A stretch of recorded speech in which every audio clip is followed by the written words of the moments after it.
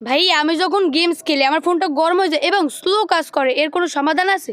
অবশ্যই সমাধান আছে। তুমি যদি গেমস খেলো, তোমার ফোন যদি গরম হয়ে যায় এবং স্লো হয়ে যায়, তাহলে তোমার ফোনের ভিতরে যদি দুইটা সেটিংস করতে পারো, তাহলে আশা করি তোমার ফোন গরম হবে না এবং তুমি গেমস ইচ্ছা মতো খেলতে পারবে।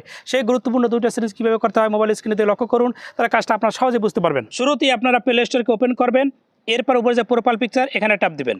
এবার নিচে দেখেন সেটিংস, এই সেটিংসে ট্যাপ দিয়ে দেবেন। ট্যাপ দেওয়ার পর উপরে দেখেন জেনারেল অপশন, এখানে একবার ক্লিক করবেন।